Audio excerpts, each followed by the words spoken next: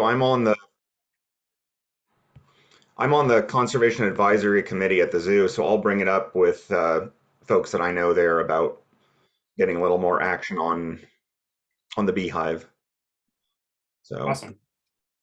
um, so yeah, I'm here to talk about two issues. Yeah, the first one, since it was mentioned, uh, USDA has very recently approved the first ever insect vaccine. In this case, a vaccine for honeybees to protect them from American foul brood.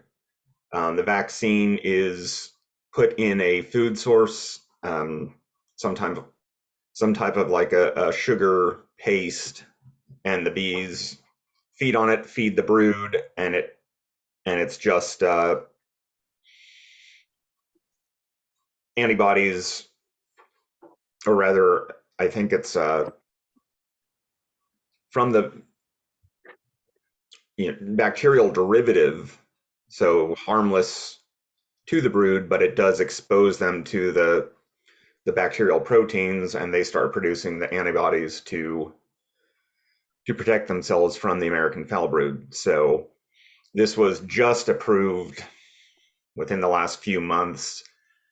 Really no telling how quickly this is going to roll out, and how quickly from there it'll trickle down to smaller beekeepers as opposed to very large agribusiness and all. But something on the horizon, since we do know that we have AFB in the environment around here, and it does rear its ugly head on occasion in somebody's hive. So eventually, when it's really getting out to the public, it'll be something to keep an eye out for, and just kind of track the progress as it's being more widely applied and see how it's going. It would be great to be able to prevent that disease. So not a whole lot of information out on it yet.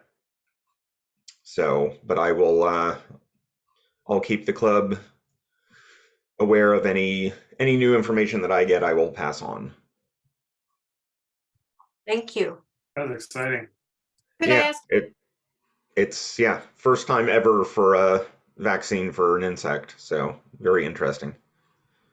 Does anybody have any ideas about how that vaccine would be administered? Would it be through a veterinarian? I would imagine it's going to be kind of like a veterinary feed directive, like what you have to get for for any of the prophylactic treatments, antibiotics or so. I would think it's going to be the same thing. Thanks. So I was reading that initially they would be using it for queen breeders, and the queens that you would purchase would be vaccinated against AFB. I'm wondering if you have vaccinated queens and you raise colonies and you make daughters, will they be immune? Will they carry the antibodies with them? So basically, the maternal antibody is passing down to the brood. Certainly possible. I mean, that does happen in invertebrate species. They do pass on antibodies, but insects they're different. So I don't know. This is kind of a new weird world for vaccination. So Right. That's awesome. yeah, no, it's exciting news. So, and any other questions on the vaccine? Then the other thing I wanted to talk about is hive registration. Am I able to share screen here? Yep. Probably easiest. There it is.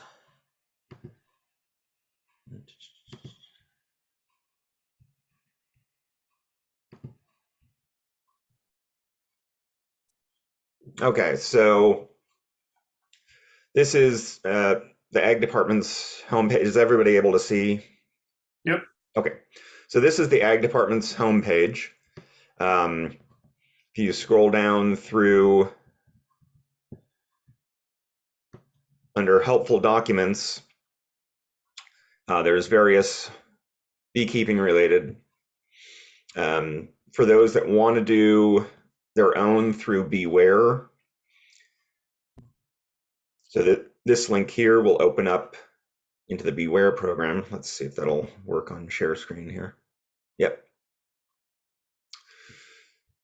So BeeWhere, it allows you to kind of self-register your hives, map them, sign up for notification for pesticide applications in the area, all of that.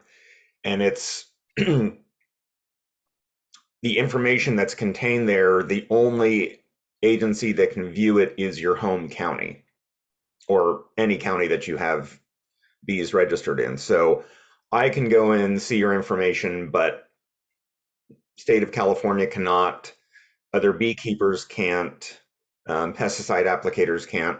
So when a pesticide applicator is doing an application and they go in through this system, it will basically alert them that yes, there are beekeepers within an area that they need to contact, and they can generate a email that just goes anonymously to them. So they don't know who the beekeeper is, where they are, but just that they need to notify, and they just send an email. So you would get it basically like Craigslist. They don't actually see who you are. It's just an anonymized email, and that way you get the notification by whatever way you choose to be notified, whether it's email or phone.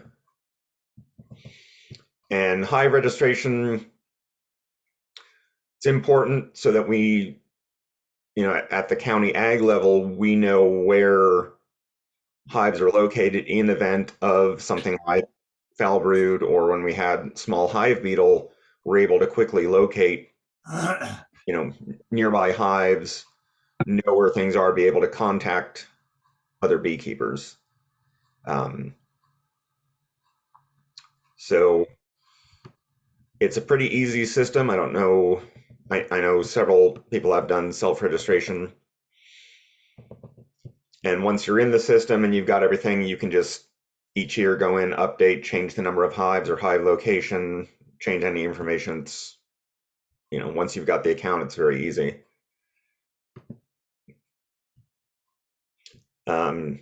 Otherwise, there is a fillable PDF that you can download.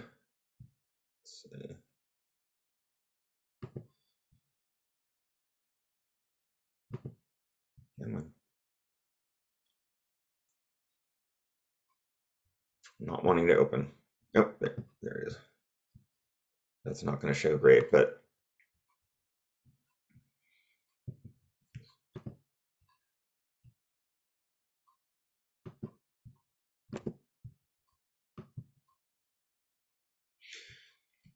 so you can fill in. You're sharing your browser. We can't see the PDF. Oh, okay. But I can imagine. Trying to see how I can.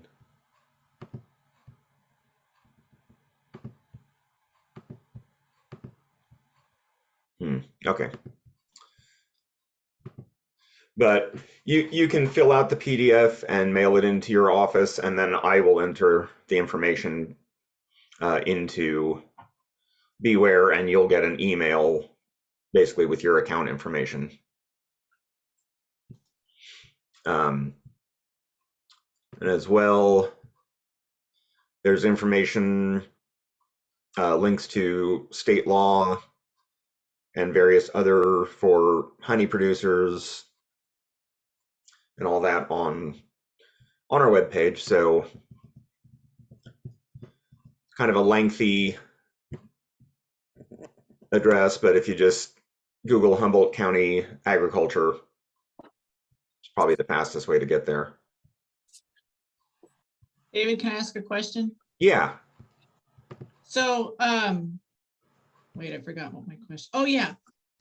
We put this in our monthly tips email, but could you talk about the registration fee, the number of hives or the number of colonies that you have about that for this year? So right now, and I don't know what the whole story is, but the state legislature screwed up something. And so right now we are unable to collect any fees. So for this year at least, there's no registration fee no matter how many hives you have. Because somebody in SNAC dropped the ball. Normally, Oh, go ahead. it's 1 to 9 hives is free, 10 or more, it's a $10 annual fee. David, I was talking to someone at Dedant, and their take was that they were waiving the fee this year, but next year they're raising the fee. I had not heard that, but possible. It's just a rumor at this point. Yeah. I'm sure any chance of the state legislature getting a little more money out of people is, you know. I mean, honestly, I'm not sure really what the $10 fee even accomplishes. It does seem kind of low for really covering any of the program at state or county level, but So David, if you register colonies and then there's a pesticide applicator, you get the notification that they're going to spray. Are you going to get like a time and a day when they spray? yes. And what's the common practice as a beekeeper when that's going to occur? Do you just lock your bees in for the day, or? Yeah, I believe it's a minimum 48-hour or maybe 72-hour notification. And yeah, depending on, you know, where you were, it would probably be best to just keep the bees in for the day to keep them protected. So we don't have a lot. I mean, in this county, there's just not a lot of large commercial pesticide application. I mean, there's a few places like Sun Valley that do have large applications, but you know, for the most part, we don't see much of that. But it is one of the reasons that having your hives registered is a good idea. Cool.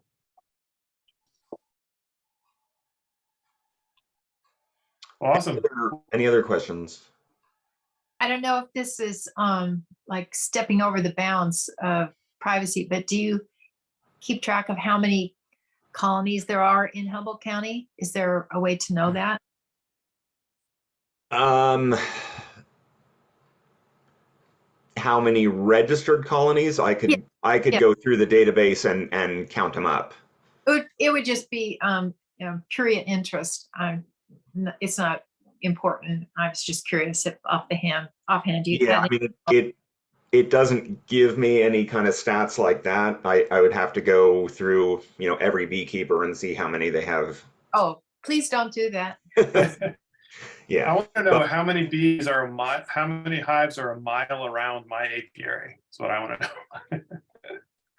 Well, Yeah, BeeWhere the tells you system where they is- are, I think.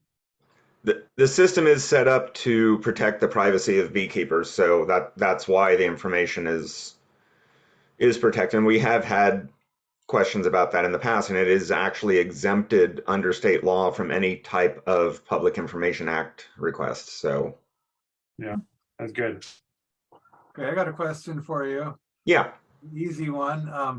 Okay, the thing we're looking at on your screen is the website for the county. Right. But what Humboldt County Beekeepers Association just sent out for monthly tips for the month says sign, register your bees with BeeWhere, and gives an email address of BeeWhereCalifornia.com. Is this accomplishing the same thing? Is this coming up with the same process? What I just opened up now is the main BeeWhere page. Okay, so that's So if we go directly to the BeeWhere page, we don't have to worry about the county agriculture page. Right. You can go directly there. Okay. But then just to keep it straight, when you clicked on that sign up online, that takes you to the BeeWhere page It website? takes you to the registration page. Okay, so same place. Right. So Okay. if you're already registered, you could log in. I yeah. Yeah. Okay, I just wanted to make it clear since it looked like, approaching it two different ways. Want to Yeah. make it So easy. so the link is on our web page, but also you can just go direct to BeeWhere. So Right, okay, got it. and yeah, if you look down here, so there's beekeeper management, pest control advisor, grower, and pesticide applicator, and that's where they would go to basically get, they'd put in what chemical they'd be spraying and where, and they would get a notification saying, there's 5 apiaries within X distance that you need to notify. Click here to generate email. Mhm.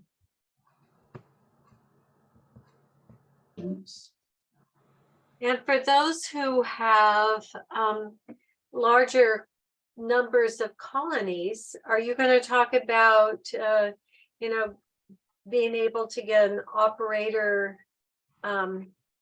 identify, I, permit for buying larger quantities of max or Yeah. acid and things like that? So yeah, operator ID number. Supply houses will require, if you're buying large quantities, fumigants and such, they'll require to have an op ID from the county. And yeah, you can just call our office, set up a time to come in. Very quick and easy. Now, in the past, you've renewed these by just being able to telephone or email in. It's not required to go to the office, is it? Yeah, if you already have an existing one, we can just update it. Okay, does existing mean that you had one last year? Or does it mean that if it expired and you didn't do it last year, does that mean that you have a new one and have to go in? I generally don't deal with the pesticide end of things, but I think if you're already in the system and had a number assigned, we can just renew. Okay. I have a question. Uh-huh. You keep saying pesticides, and I appreciate that, but what about herbicides? I don't know in the case of how BeeWhere will deal with that. Certainly any pesticide that they're applying that could be dangerous to bees would generate a notification. I don't know in the case of herbicide applications.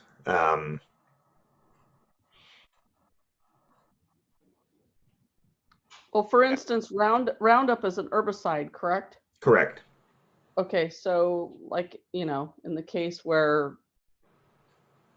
some giant weed grower was spraying, a 6-foot swath of course, they're not going to notify anybody anyway, but I mean, I was just wondering if that was a thing. That I don't know. I think basically any chemical application that is known to be hazardous to bees. But again, like you said, I mean, what we're talking about are registered pesticide applicators. Your neighbor, if they're spraying something, they're under no obligation to do it. And yeah, illegal grows and such are not going to do it. So you're basically dealing with, registered pesticide applicators. Thank you.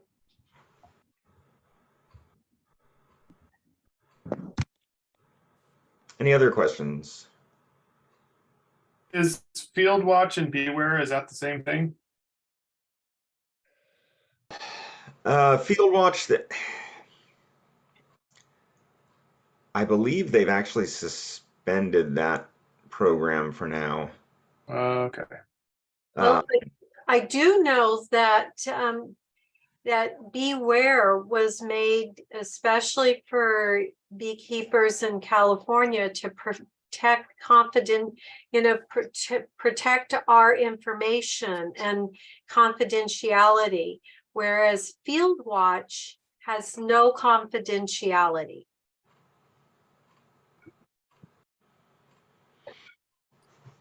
Okay. yeah, BeeWhere is what CDFA is wanting everyone to register with because it streamlines the process. I mean, in the past we'd have, a pesticide applicator come in, with the project, alert us, and then we'd have to try to figure out where there were hives and contact beekeepers and all. And this way it kind of automates everything, but it also keeps, like Janine was saying, it keeps the confidentiality. So I have a question that somebody I ran into the hallway at work told me, and so it's a rumor, so I'm asking for clarification. And yeah, in case you may not know, I don't know, but in the almonds, is it true that they spray at the same time that the bees are actually pollinating? I don't know. Yeah, we don't have any commercial almond production, so it's not something I've dealt with. Okay, so you're local. Yeah, I'm just Humboldt County. Okay, awesome, thank you. And as far as I know, it's not supposed to happen. However, there was a disastrous spraying that occurred a few years ago, and many beekeepers were so upset that they said they were never going to take their bees to pollinate again. But it's not supposed to happen, and that's part of the purpose of BeeWhere. Thank you.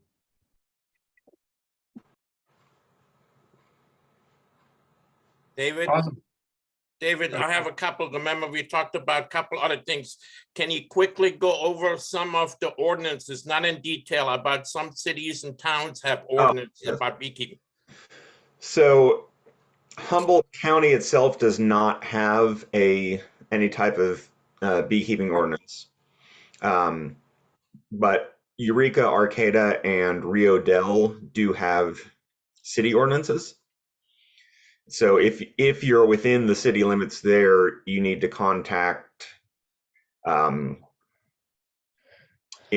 Eureka, I know it's actually under animal control in the police department, because I have dealt directly with them. I'm not sure I haven't had any dealings in Rio Dell or Arcata, but I'm sure if you just contact City Hall, you'd find out. And they have different rules for how many colonies you can have based on property size and what kind of setbacks you have to have from neighbors and such.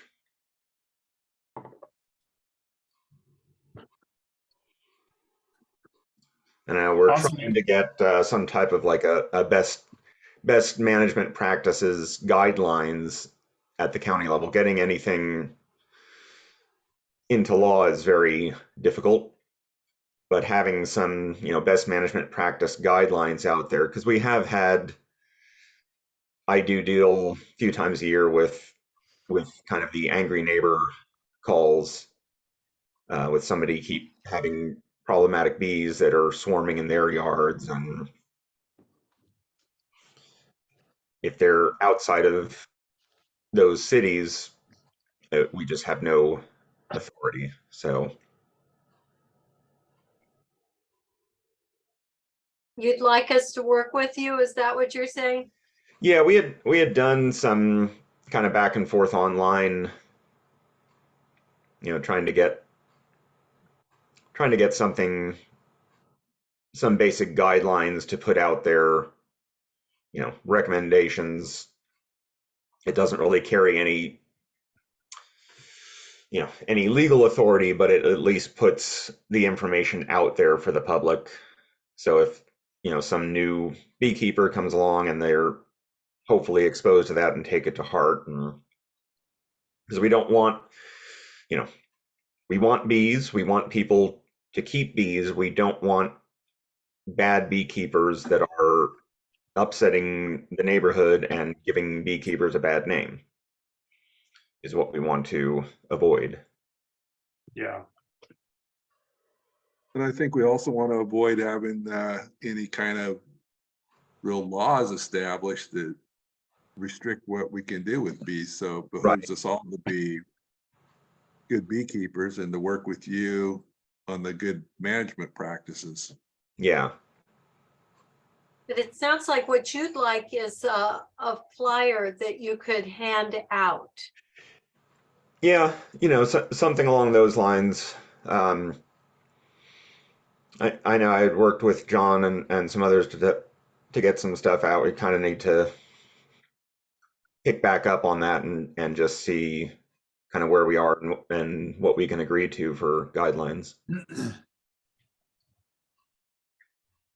Well, I agree with John. It behooves everybody to be a good neighbor with their bees because all legislation comes out of something bad happening.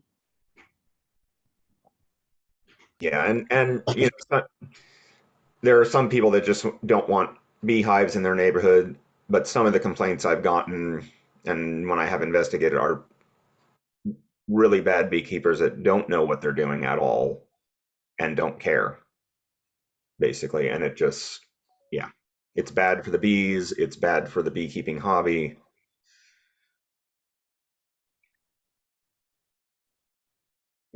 Yeah, I don't think there's any reason why we couldn't continue to work on that. Yeah. Hold on, Murph. I got a question I keep getting confused about is so I've registered my apiaries, but when I go and log into my BeeWhere account, it's actually beecheck.org.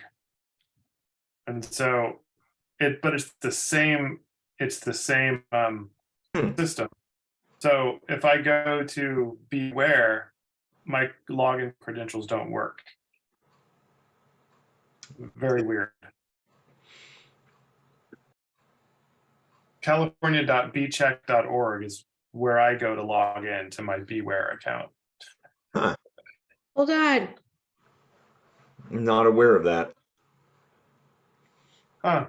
I'll do a little digging on that tomorrow and just email you direct, see what I can do. So it's beecheck. Yeah, ca.beecheck.org. Okay. And then I log in, and up in the top left of the window, there's the BeeWhere logo. And it says California Apiary Registry. Murphy, here. But anyway, that's what was throwing me. I was like, I can't log in to BeeWhere. Yeah, But that's anyway. odd.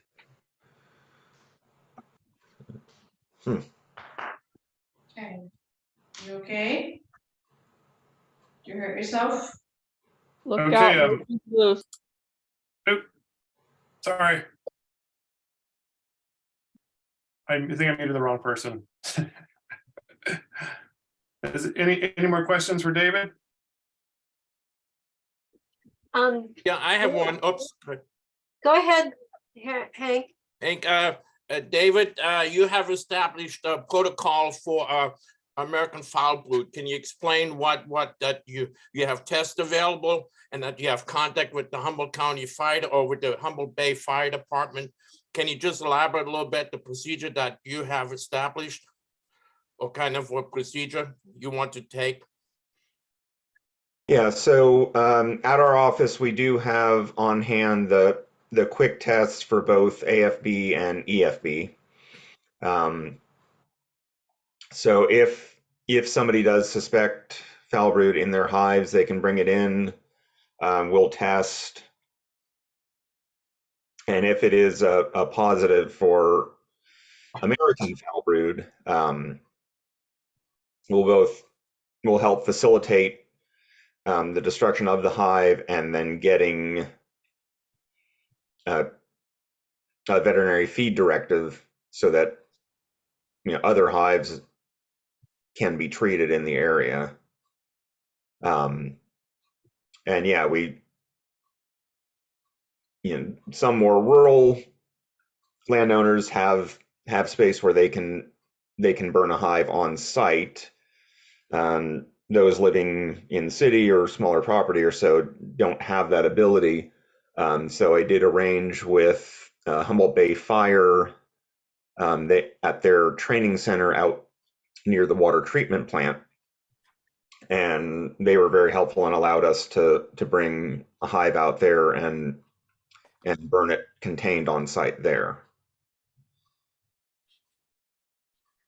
And so that's, yeah, unfortunately with AFB, that is the only legal treatment is to burn the infected hive and then protect the other hives in the area.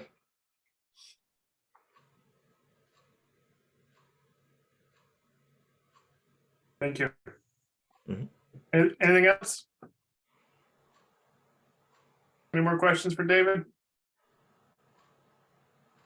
Is there Well, a way thank to, is there a way to prevent foul brood? I mean, besides this vaccine that's coming out, I mean, is there just good best practices, clean? Unfortunately, it's in the wild. It's in wild hives. If you get a weakened hive and bees rob from that hive, they pick up the spores, spread it to their hive. The spores survive just about everything, which is why burning is really the only option. Unfortunately, not really. Just vigilance, knowing what to look for, catching it early before it spreads to your other hives. But as far as preventing it, when it's out in the environment, there really isn't. Which is why the vaccine is such welcome news. Thank you.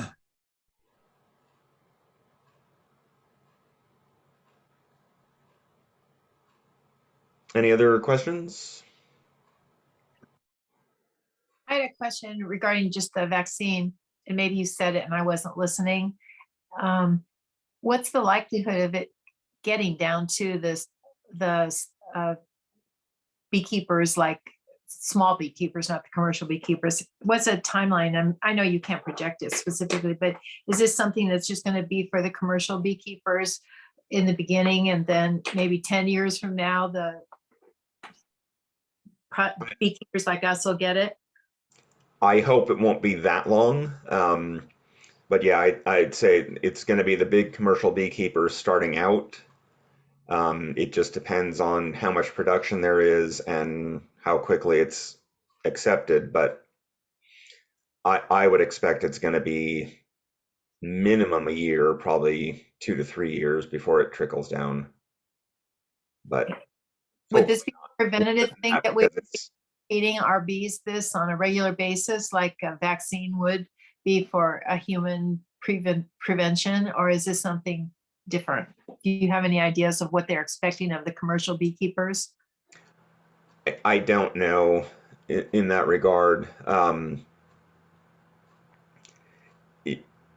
Again, there's no precedent for an insect vaccine, so it's really, you're kind of going by what you know of vertebrate vaccines, and that may or may not mean anything.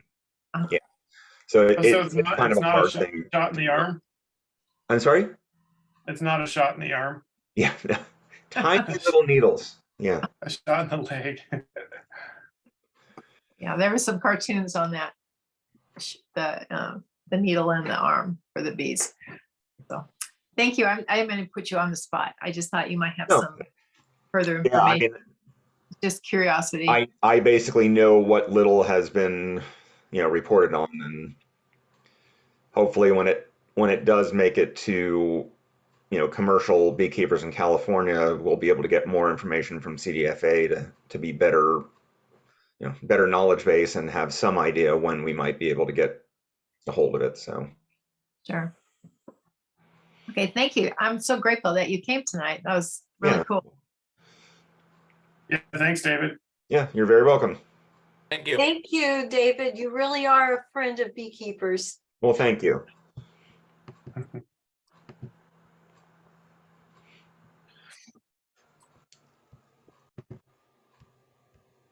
Awesome. The more you know. Yeah. Have a good rest of your meeting. All right, thank you. All right, Flower Lady. Okay, well, I just want to make sure that everybody understands that this is a collaborative effort, that I didn't invent this project, but it's something that I've always thought about to survey people locally as to what plant material is recommended by the people who are beekeepers. And so as far as creating a fact sheet for people to create a bee-friendly garden with specific plants, designing it, etc., that's not quite where I'm coming from as I tried to figure out how to present this topic. So I decided to send out to 6 people that I knew who were gardeners and beekeepers, and they responded to me with their favorite bee plants, seed resources, where you can buy fully grown plants, books that they like, and any special tips. And several of them are here on the Zoom meeting tonight. So the people that contributed to this, I'll tell you in advance, is Janine, of course, Tony Daly, Julia Gramwitt, Angela Stewart, Eva France, and of course me, because I had some say in all these ideas too. So Eric had, I sent Eric the sheet that I tallied up. So when you look at the screen, you can see on the left-hand corner or the left-hand side numbers. And that means that 6 of the surveyed people recommended these plants, and it goes down to 2. And then at the bottom of it, it's just individuals plants. This was a very impromptu survey to these people, and it's certainly not meant to be comprehensive. But I wanted to find out and make it easy for people to add to their knowledge or strengthen their knowledge about what plant material works here in Humboldt County, what is good for the garden, and what's easy to grow. And so that's a reason for this chart. And I just want to let people know that I realize that most people aren't starting from scratch. We don't just have an open lot and we're starting from the very beginning. So it's not like you can just design a garden with a landscape architect and create a beautiful garden that's specifically for bees. The house that I'm living in, I've lived in for 10 years, and I did not have bees when I began remodeling the landscape. So I just add every year some interesting plant material, and hopefully the original plants that were in my garden are facilitating good bee forage. So I would like this to be a interactive, collaborative event for everybody in the Zoom meeting to make a comment or add comments or add any kind of opinions about specific plants or specific ideas about this whole 4-page program here. So on the first page, Eric, with listing all the plants, if you could just kind of hone in on it, borage is one of those most easily grown plants that you can grow in your garden. It reseeds vigorously, but it's really easy to remove, and it's really easy to transplant, and you can put them in pots. That's what I like about it. It's impossible to get rid of. Yeah, I think once you have it, you get it. And the seeds Yeah. are really big. The seeds are really large for a seed. So you can see them when the flower throws off the seed onto the ground. One thing that I found out that was really interesting is that the nectary refills every 2 minutes, so that it's a plant that bees that visit it won't have long time to have to come back to visit it to get something. And I thought that was really remarkable. And one of the other things I like about borage is that it's blooming now in my garden. It hasn't stopped being a plant in my garden all year. So even though we've had all this rain and weird cold weather, I have flowering borage in my yard. And we all know we have bees that are flying right now. One of the things that I have never put in my garden, but I've always wanted, is the Phacelia. And it said that in one of the articles that I read, that it's one of the best spring forages, and it provides nectar all day throughout all day, just kind of like borage. I don't know how quickly it refills, but I've seen it in Janine's yard and Eva's yard. It's pretty amazing to see these. They're really beautiful plants. And I think they reseed fairly well too. Am I correct? Does anybody have an opinion about that? Yes. You are I gotta look correct. it up. Another thing is that Phacelia and Echiums retain the full strength of the nectar regardless of the rain. So Oh, that's interesting. Cool. Good to know. I have the Echium on there somewhere. I think the Crown of Jewels, and it easily reseeds. And I have several reseeding from last year.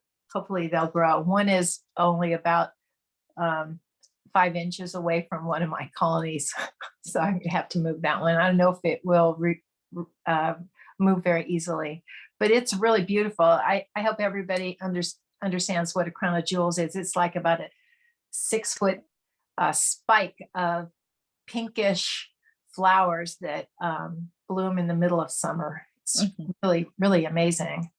And it can get bigger than that. Big, giant, kind of hairy leaves that are like 8 or 10 inches long. It's quite an amazing structure in your yard. And of course, then the third one from the top, berries, of course. Many people have talked about raspberries and huckleberries, that they really love them. And I think Eva was talking to me about the blueberries, and someone else was talking to me about blueberries, and that they watched the bees go into this the flower of the blueberry. I haven't actually witnessed that. My blueberries are not in a good place for the bees to access, and they don't grow very well. So if somebody has some other ideas about blueberries, that would be interesting to me to know. Are they really attractive to bees in your I yard? heard from hearing what Hank was telling me was that bumblebees are more attracted to blueberries than honeybees. Okay. Correct. I have 55 or 60 blueberry plants, and they get pollinated by bumblebees. Bumblebees love them. Honeybees and blueberries are not actually native to each other, and the way the flower is designed on the blueberries, it is very hard for them to get the nectar, so they will scout and then they give up. But the bumblebees are at least 20 to 30 every day when they're in flower. Oh, that's cool. That's excellent.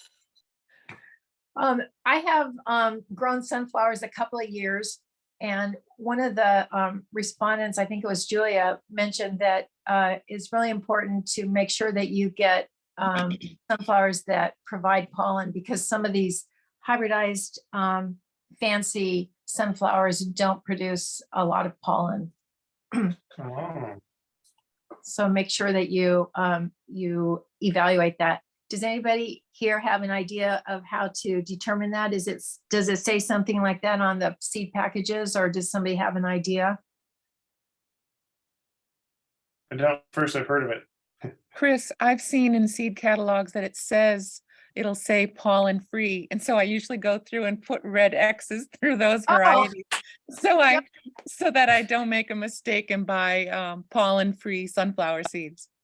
Okay, well, that's good that at least at some places you can determine that. Further down in the list here, I have 4 or 5 seed catalogs, so I haven't looked at them for that, but I should have probably checked that out. Thanks for pointing that out. Poppies are really popular in my yard, and I see the bumbles in my California poppies, and I haven't noticed honeybees in my like opium poppies. Does anybody have any ideas if the honeybees actually visit the California poppies? I have lots of California. I see a lot of honeybees in my opium poppies. They don't really go into the California poppy as much as I've seen. But the opium poppies, they're like 5 or 6 bees at a time. Yeah. Chris, I read that California poppies have almost no nectar. All right. And so that might be a reason that there aren't many bees on the California poppies. Yeah, They have pollen. They have pollen, but not nectar. okay, so that's probably why the bumbles are there too, because they can carry pollen back too. Maybe And that's a good sign of dearth. If you see bees all over your California poppies, oh yeah. it's the sign. Cheryl Furman suggested the breadseed poppies, and she collected seed for a couple of our Eureka Natural Foods events. So she's a fan of the breadseed poppies. And somebody suggested on the survey to make sure that if you get any kind of ornamental poppy, that you get ones with single petals, because it's more difficult to access the important parts of the pollen or nectar giving pieces of the anatomy of the flower. Mhm. So don't buy those really fancy ones if you expect them to offer you some kind of bee forage. And then asters, I think it might have been Angela that made that comment. I'm not 100% sure, but she thought that someone thought it was the best plant to have in your garden, and a California aster, and that's the botanical name. What I like about it is that it's in the late summer and fall when the dearth happens and robbing occurs, and they're really pretty, easy to grow flowers. So everybody should have those, because we're all worry about the dearth and nothing happening. Another plant that I like in the fall is, or the late summer, is sedums that grow low to the ground, and they provide a little bit of relief for the dearth too. And they bloom at that time. I don't think it rated very high on this list. I just noticed it in my garden when the bees are not having much to do, or success in finding stuff to fortify their hive. The red flowering currant, or ribes, is so beautiful. It's so lovely in my garden, and it's a really beautiful native plant. So everybody should try to have one of those in their yard. Does anybody have any ideas about that? About my comment or their experience with the red flowering currants? I need to upgrade. Is what I need to do. I have sort of a I grow what I like to grow, but I have so many flowers that I want to diversify. I kind of get these small monoculture plots where I just do all poppies, or Well, Do a that's little bit what of wildflower stuff. that's a really good thing, Eric. And that's one of the suggestions that Eva made and several of the books made, and we've all heard about too, is to plant in big swaths, about at least 3 feet or 4 feet, concentrated with one kind of floral source to produce floral fidelity and make it easier for the bees to collect. So it's a good thing to do what you're doing. And then a lot of people talk about herbs. And one of the things that I noticed at a friend's house last year is she had creeping thyme around her stepping stones, and she had a really beautiful amount of it. And the honeybees, she does not have honeybees at her house, so these are visitors, and they were just crazy for that creeping thyme.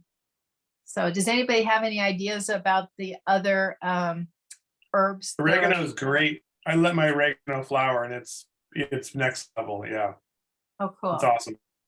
I Yeah, me have, too. They're all over the flowering, different kinds of oregano, and is it marjoram? yes, and marjoram too, yeah. Yeah, they're all over it. Oh, cool. Well, those are easy to grow too, and they're beneficial to your cooking if you feel so inclined. Have this in your yard. And then meadow foam, man, that is one of my most favorite, easy to grow seed plants. One of the people who donated their knowledge to this list found that it was a little difficult to remove because it was so vigorously receding. And I know this lady has a beautiful garden, and I can understand her thinking process. I'm one of those messy gardeners that whatever grows, I'm usually happy with.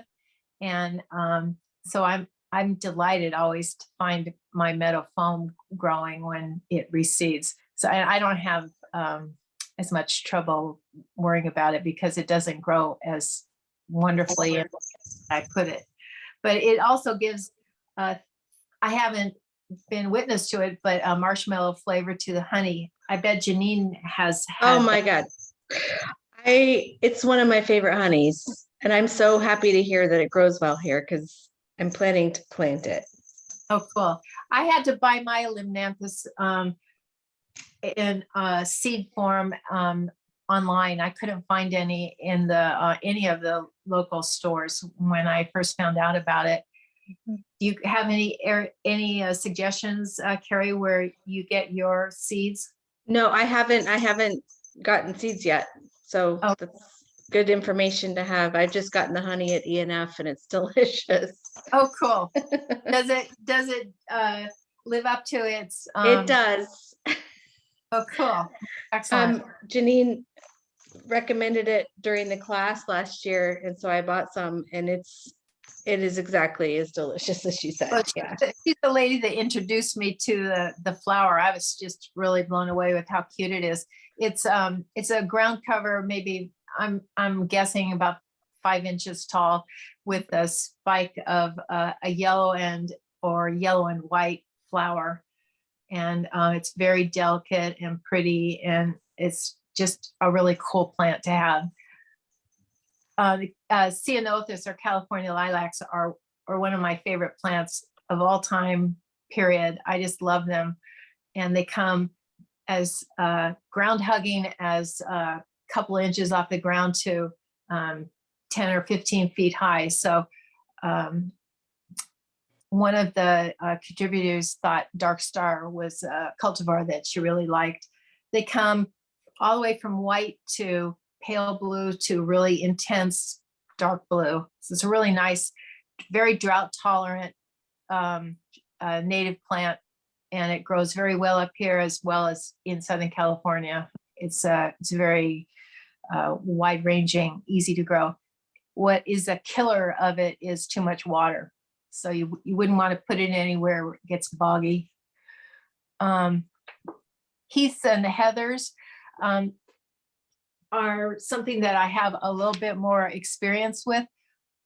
The bees don't always visit these in my garden. It's kind of interesting. I have 2 that are growing right now. I'm blooming right now. And it's amazing how they're not going there when I'm observing it. The pink one that's the most vigorously blooming right now is being completely ignored by the bees, and the white one, which has a little bit larger blossom, is being visited by the honeybees. So it's a very beautiful plant to have, and it's easy to grow. It's kind of short-lived, maybe like 10 years or something like that. So it's not a permanent woody ornamental in your garden, but it's definitely an asset. It's very, very nice to have.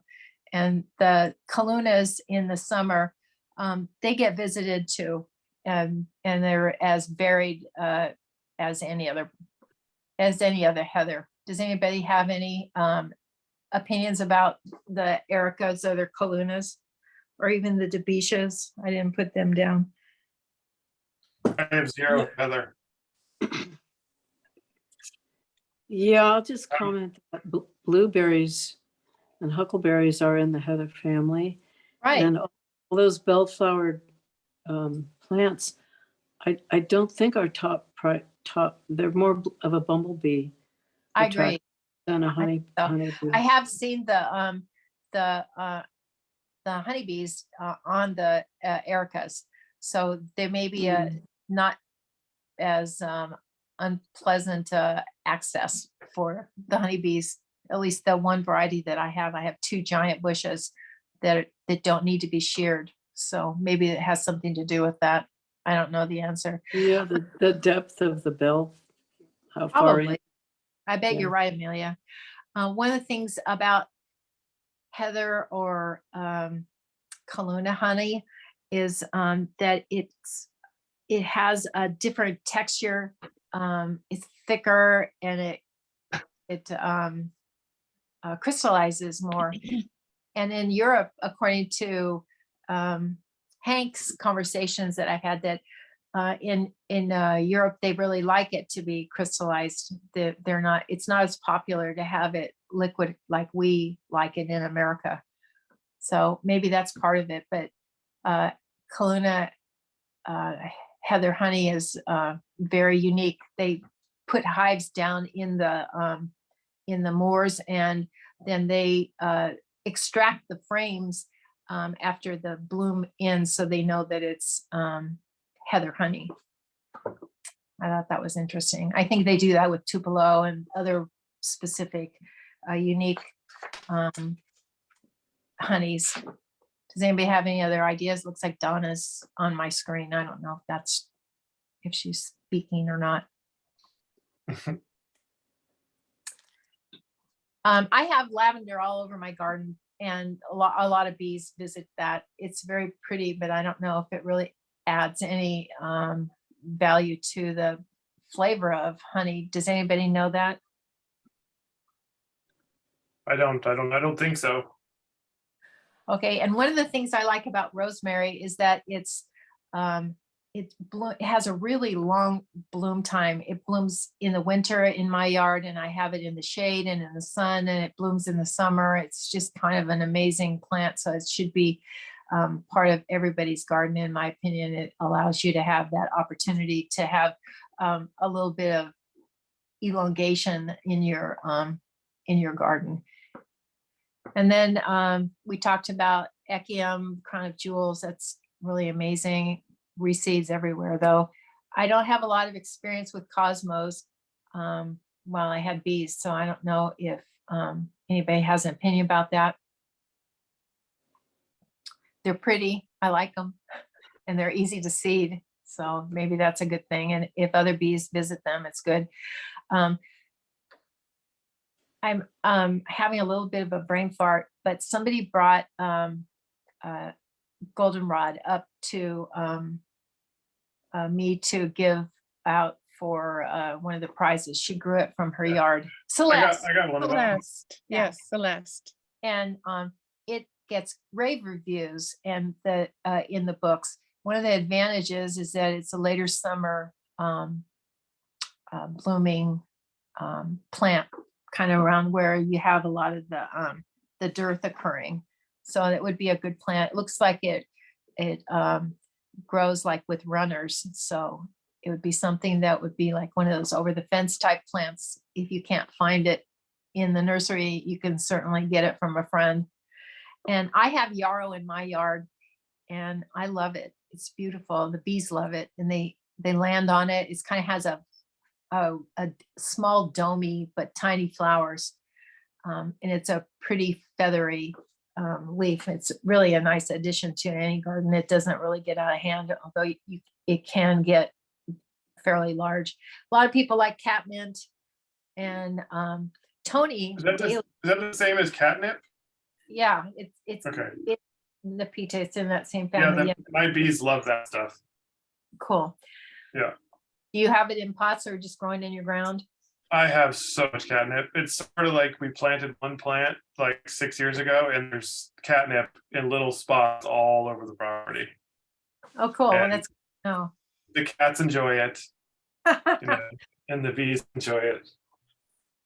Tony gave me a passion flower vine last year, and she's a amazing gardener. I can't believe how well her yard looks. It's just so perfect. But it's really vigorous and it's a happy plant. So I just remember in Southern California, I had it all over the front of my house and growing on a trellis across the whole front. It was gorgeous, but the snails loved it. And I had a snail ranch on my house. Escalonias are well known to be a hybridized kind of plant, and people say that it's really popular with bees. I haven't personally experienced that. Does anybody know about Escalonias? Never even heard the word. It's a hedgy plant with white or pinkish red flowers that just envelop the whole plant. It's a very invasive. It's a very invasive Yeah, it's not my favorite plant, but it was on a couple of people's lists. It's Coyote- a fast-growing hedge, and the bees and hummingbirds absolutely adore it. And then there's a form of Escalonia that is white. Yes, and I've you seen can the white. grow it like a tree, and it is even better than the pink as far as the bees attending to it. All right, well, is it maybe recommended to have a little bit of it if the bees are happy? I You have wanna- a hedge and it's obnoxious.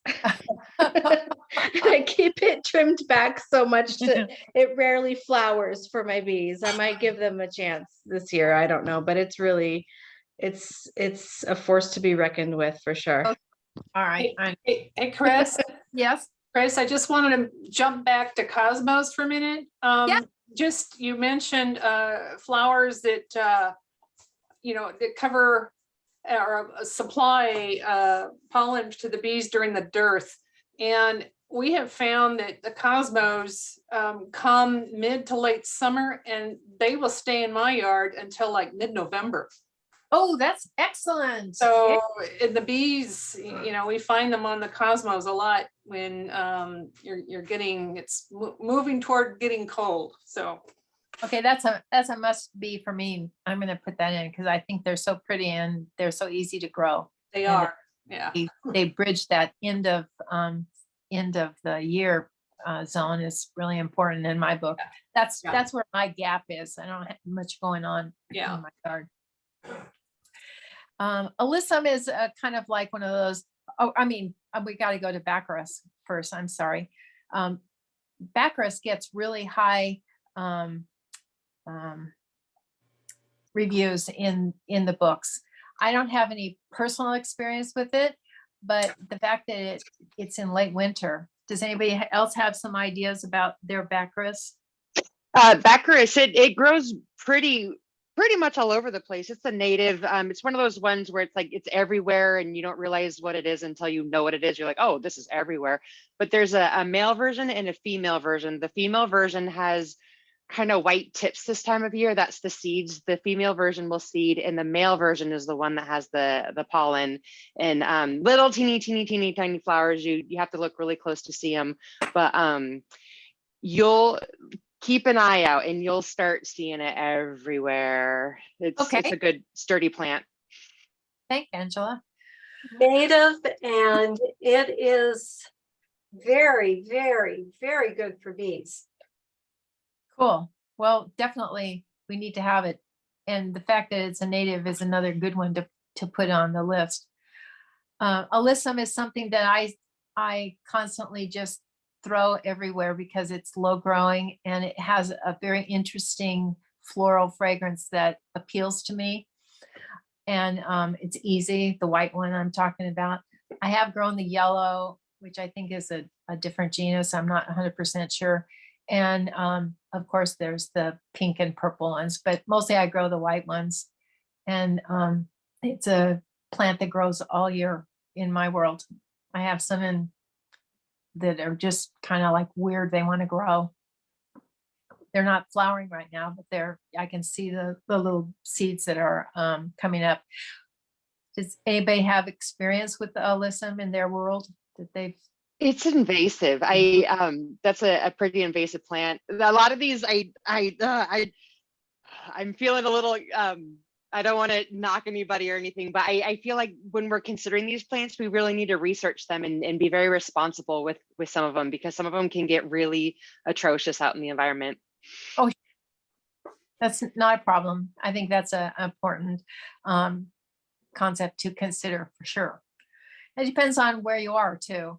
If you're putting it in a pot or a hanging basket, it's not so bad as, spreading 10 pounds of it somewhere. Somebody was talking about acacia. I think it was Rachel that she had an acacia grove or something like that. I'm not quite sure how she characterized it, but that it was so good last year that she had an early harvest of honey with acacia blooming. I have one on my street and I see it along Highway 101 in Arcata. Every once in a while I see it. It's this time of year that it's knocks your socks off with this really bright yellow. It just envelops Is the whole. is that a big tree? Yeah, it's a big tree. Okay, yeah. There are many species, of course, but the ones that you see around here, the ones that I see around here are fairly large trees. So that would be early spring, right? Right. It's right now. I see them right now everywhere. Yeah. It's huge. It's all over McKinleyville, like along Central Avenue north. It says late winter in the notes. Oh, I guess it is late winter right I now. think it's from Sorry. Australia. Yeah, I'm pretty sure it's acacia's from Australia. Right. But- And there's all different varieties of it too. You can get small Yeah. ones that are kind of like, But and it's acacia is fantastic. I don't grow it in my yard. I'm glad for it Yeah. to be where it is sometimes. There was a note that somebody, not some of the people on this list, but somebody made that Scotch broom was attractive to bees. And I thought, Horrible. bee, It is not. Oh. That's that's crazy. Bees So I would- really love acacia. They're all over the acacia every year this time Yeah, of year. Christine says, Right no one now. plants, it grows. Yeah, that's absolutely true. Sage, there's all kinds of sage in many varieties, and a lot of pollinators like it, birds and other insects and other bees besides honeybees. And comfrey, I don't have any experience with that, but when I did read about it this afternoon, it said it refills the nectar every 45 minutes. Who knows about comfrey? It's related to borage. It's like a cousin to borage. Oh, okay. Well, there you go. Maybe that's It's another one of those plants. Once you have it, you will have it forever. okay. All right. And I have a neighbor that has a ligustrum hedge, and I think Janine has ligustrum in her world, if I'm not mistaken, but the bees are crazy for it in the later part of the summer. It's not, yeah, it's a big hedge and it has very tiny white flowers in umbels, and it's just kind of amazing. So then the rest of all of these are just options that each of the people who are in the survey had suggested. So willow was down there only once, but we all know willow is a really beautiful pollen source right now for our bees. I'm sure a lot of that is coming into our colonies. And I have a fuchsia microphylla. It blooms all year round, and the honeybees like it. It's a very tiny leaf, and it has a very tiny flower, pinkish, and they're always on it. It's an interesting small shrub, and it doesn't seem to be as susceptible to the fuchsia blight that comes. Poison oak, huh? Yeah, tell us about that, Angela. I read about it in the books, and they were raving about it. Yeah, poison oak is awesome. So obviously I'm on team native plant here, and poison oak, obviously it's one that you don't want to touch a whole lot, but it's a very beneficial plant. It's got, I believe it's a nectar source, and it has these little berries it'll produce for, for other life forms out there. And the way that it grows its roots can help aerate the soil for trees. And it's just a really beautiful plant all times of year. I have a whole bunch of it in our yard. There's just a ton of it in Fortuna, and it's I think very underrated as a plant. And it gets a lot of bad rap, understandably. You'll get a huge rash and it's awful, but it's so pretty, and it's just good for so much. You can always be careful around it if you have a place that you can put it. You also put down blue-eyed grass or Susuricium. I love that. And I didn't even think that was a native bee or a honeybee kind of plant, but that's a beautiful little short grass. It would kind of look pretty, I think, with the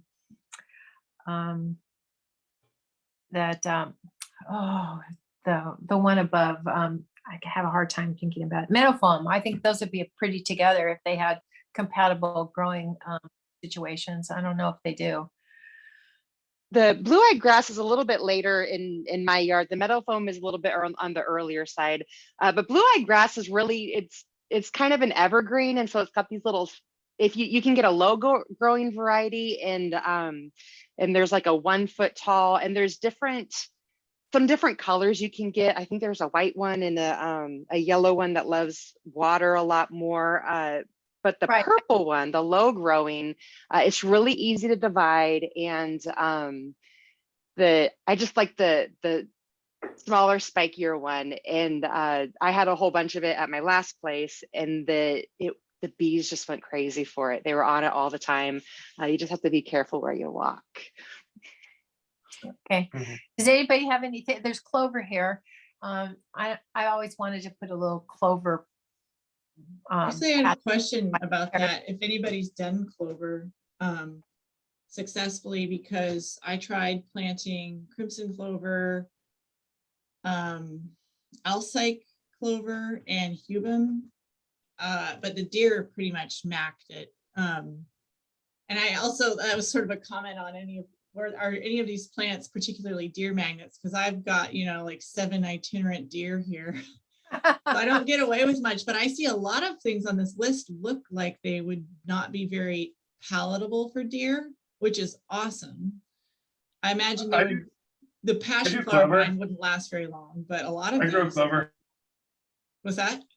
I grow clover. Which type? The big red clover. Crimson. It's got the kind of pointy head.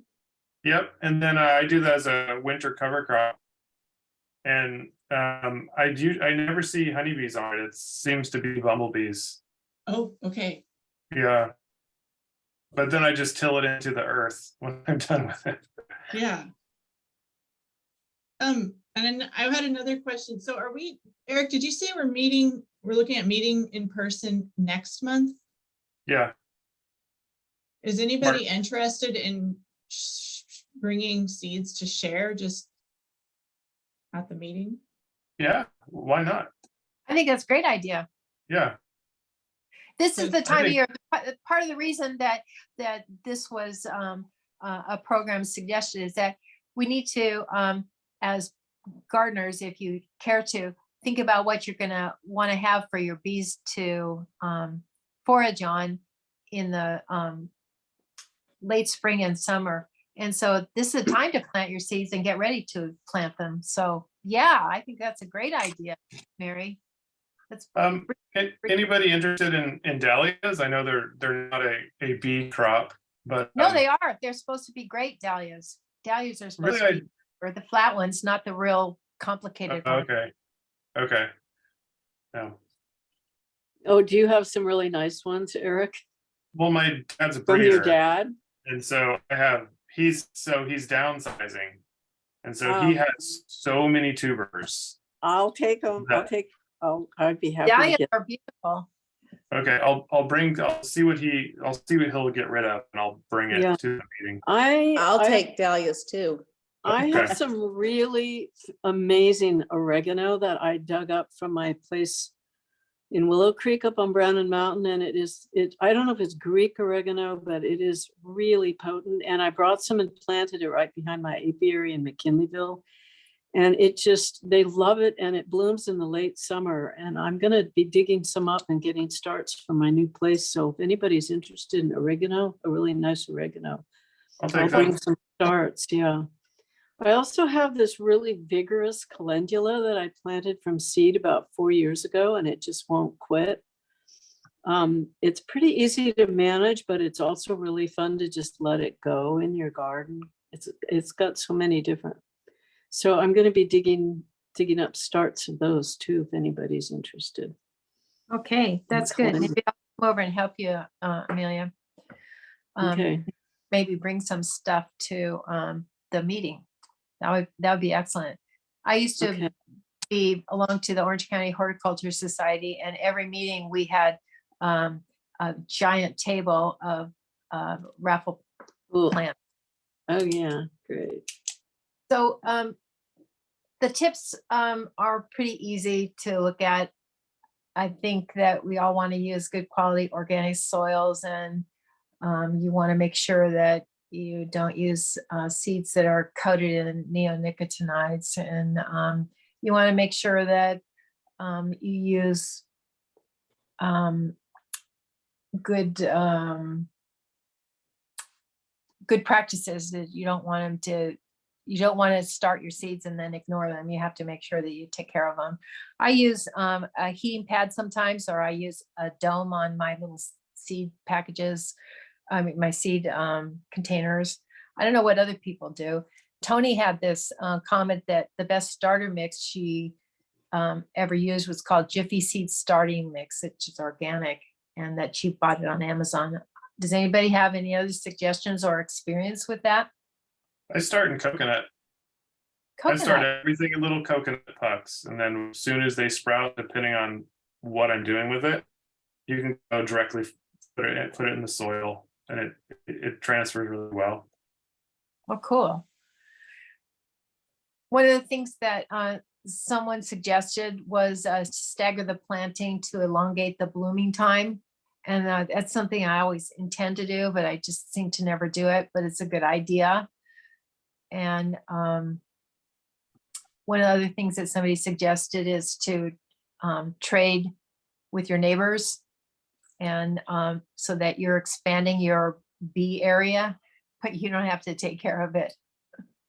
So I thought that was pretty good. And avoid highly cultivated ornamentals, is that they may contain less or no nectar or pollen. That kind of goes along with the sunflower thing. And then one of the things that someone pointed out is leave the dandelions and clover in your lawn. Don't cut them down. It's good. It's good for all bees. I think that's mostly what it is. So the local places to get are pretty well known to everybody. Go to the farmers market and all the local nurseries. And then the seed savers, I put on this sheet, you can, I mean, the seed locations, you can just go directly to those if you download this page. I don't know, Eric, if you're able to put this in the chat room or not. Yep, the link's in the chat.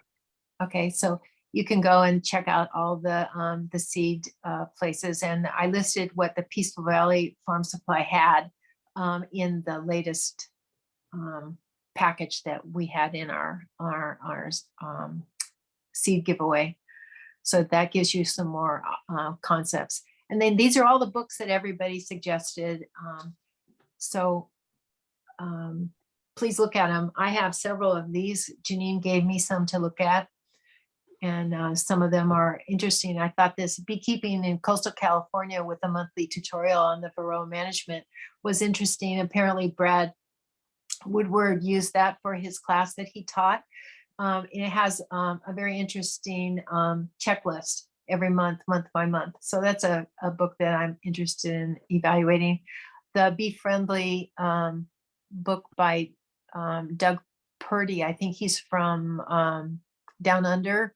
But it was a really pretty preview on Amazon that I looked into. And also the Bee Friendly Garden from the ladies, Kate Fry and Gretchen Labune.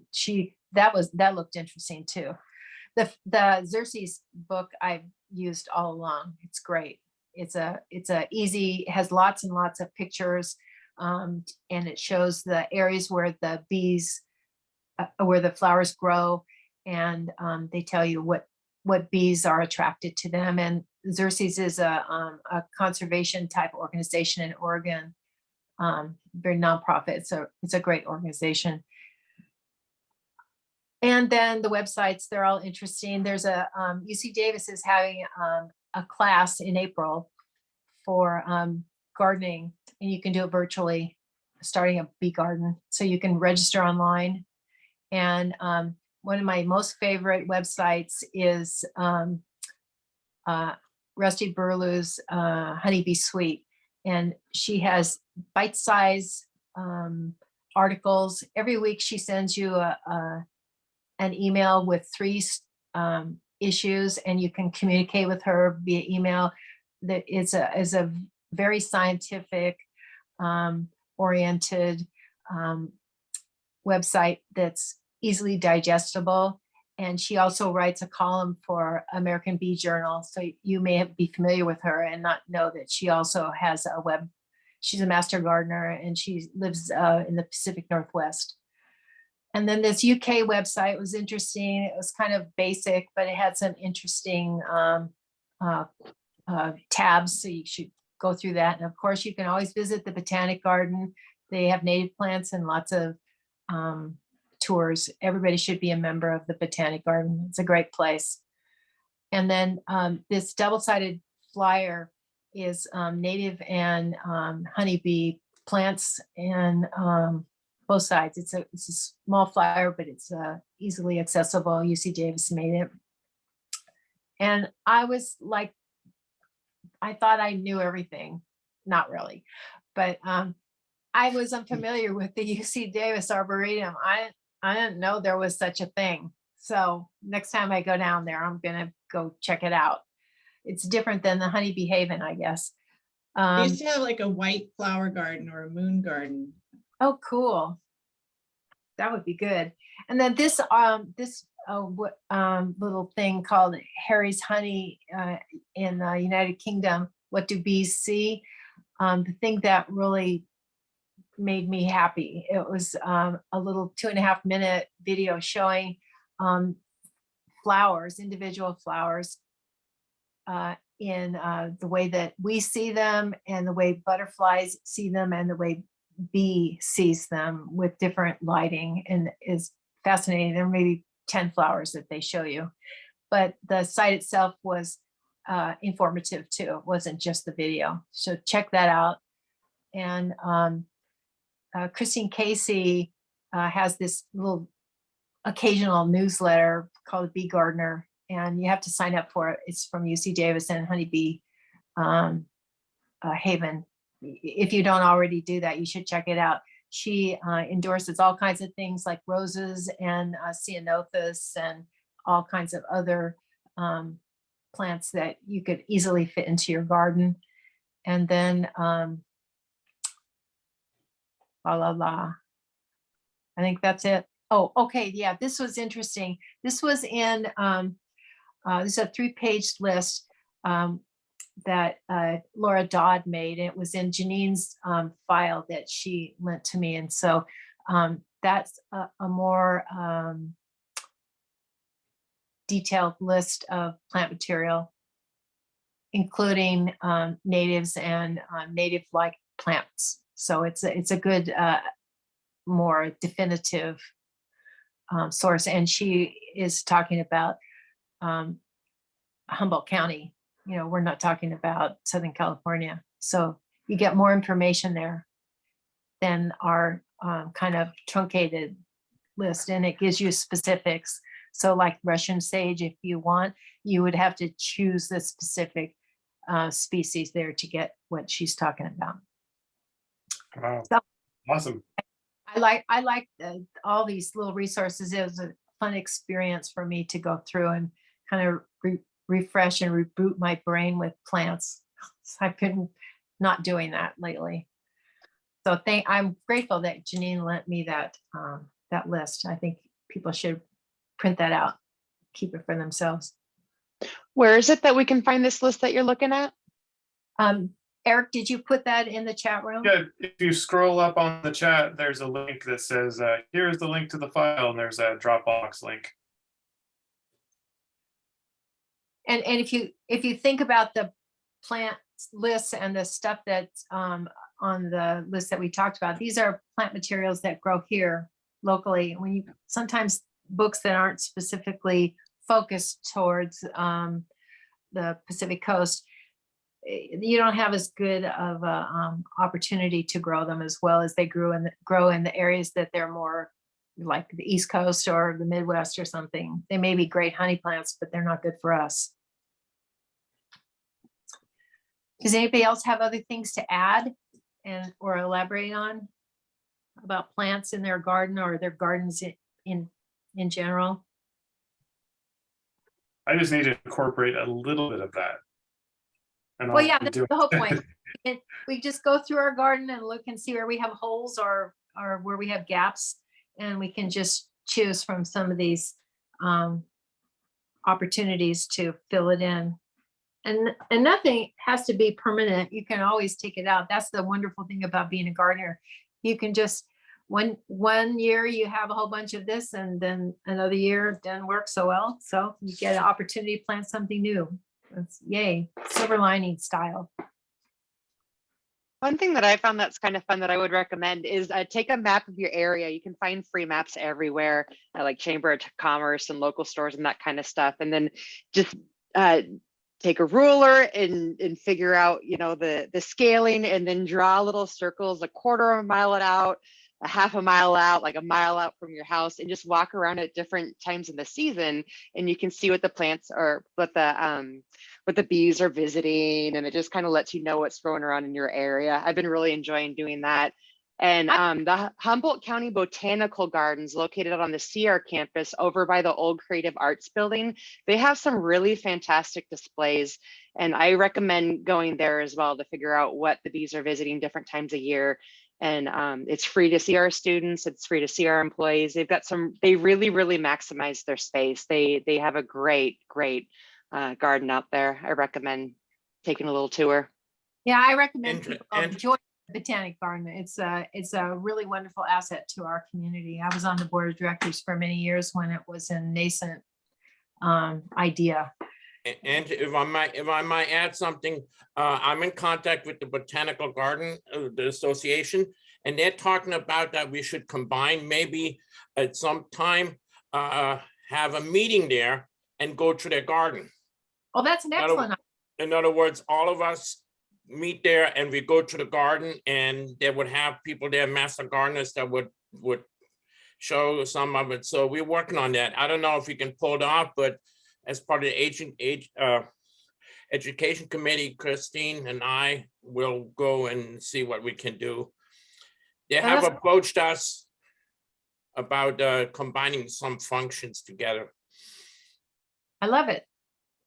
It's a great place. And it's easy access. You don't have to hike any big horrible trails that if you're not able to with a broken knee or whatever, you can just go about anywhere there.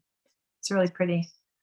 And one thing I want to add, if anybody has some plants that I want to share at our March meeting, the reason we have a March meeting hands-on or in person, some members have said after 2 years, some of us want to be back together again, reestablish new friendship or old friendship, and we will still have Zoom meetings. We will still have good speakers, and we will have Zoom meetings, but maybe 2 or 3 meetings in a year, or we will have in-house where we can meet each other and talk and get to know each other again in person.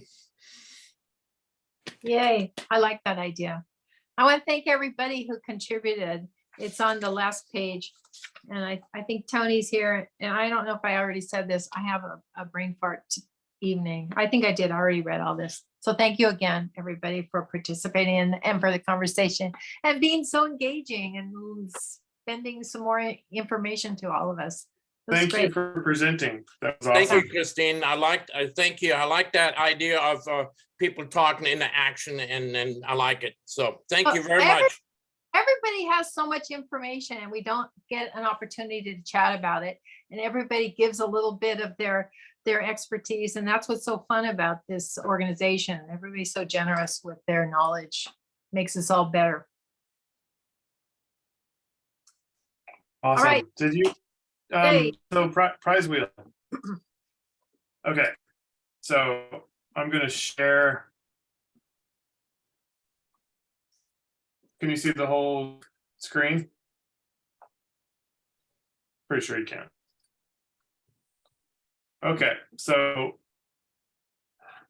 get to side. Okay, so here's what the numbers look like. Little plastic numbers. They're wonderful. There's calendar. If you haven't got one yet. This long sleeve shirt is still in the hanger. And then here's the shirt, official honey dealer. I could get it in brown, red, or olive green. And then you just let me know your size. Then here is the lovely necklace. She couldn't remember what type of stone that was. I think she said ruby. I gotta look back at that. But anyway, it's a Sarah Browning crafted. Beautiful. I had some pollen come in and it was almost that color on my bees last week. It's really neat. Okay, so I've got everybody on here, even there's 1 or 2 people that just joined, they're on here. And then I took the 3 winners from last month off. So it's fair and square.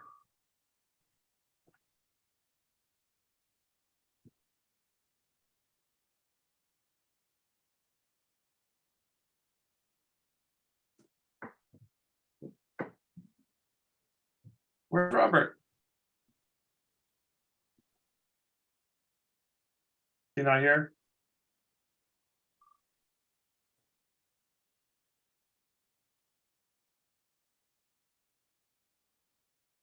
Dick LaForge. Hi, Eric. With all due respect, I'm going to pass because I think other people need those things more than I do. Oh. Well, if you wanted to do the t-shirt, that would be okay. You want the t-shirt? Sure. Okay, what color? Size large. I actually do deal honey, so that's fair enough. So you said extra large? Excuse me? Extra large? No, just large. What color? Oh, what do we got? We got red, green. Let's see, we have, oh dang it. We have red, that's great. That's great. Red color? Okay. Sure. Red, brown, and olive green. Red is great. Red. I can wear it bike riding and people won't hit me. Okay. Thank you. I've got some honey plant that attracts like crazy, and I'll bring some roots in that'll propagate. I don't know what it is, but I'll send them in Awesome. for March. Excellent. Yay. John finally won something. Oh, did he fail? That's how he couldn't handle the flowers. All right.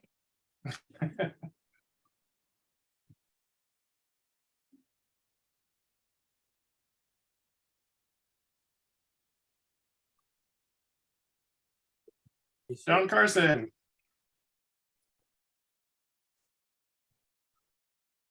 You're a winner. Hey, isn't Jim Moore the guy that had a lot of photographs in our calendar? Yep. Yeah, okay. John. I couldn't hear you. I still can't hear you. You have to use sign language now. Okay, just yes or no. Do you want the necklace? Or you could type it.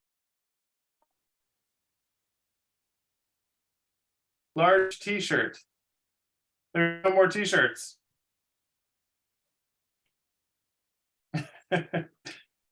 This t-shirt's gone. There's a necklace. There's this knitted shirt. There's a calendar. And there's hive numbers. I'll pass. Okay.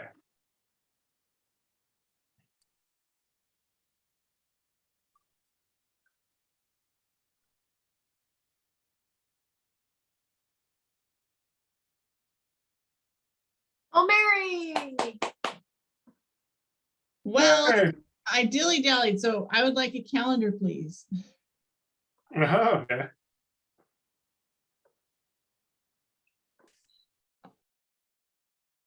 And I'll see if I can come up and get it. I think do you have any more, Janine? Because I'm out. I'm Okay. out too. Okay. Okay, I have more, and I think I can drop some off by early next week to Janine's. Okay, perfect. Okay, Very good. Thank you. Okay, we got one more prize.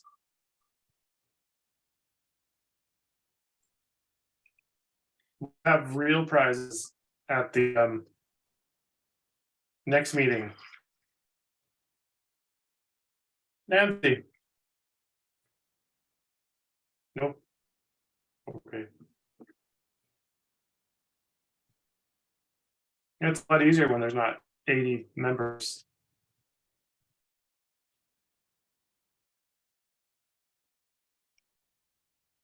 Wow.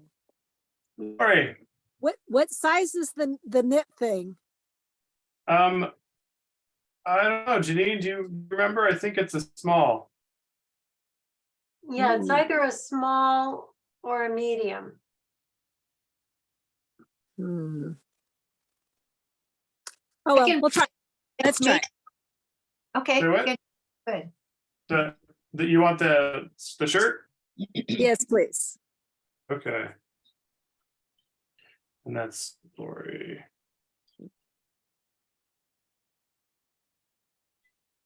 Okay.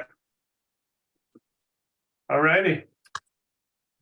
I have one more thing. How are we going to get rid of the calendars? Well, I think we're gonna put them on the table in March 11th. Okay. Yeah, we can sell them there. But if anybody has any friends that want any, let them know.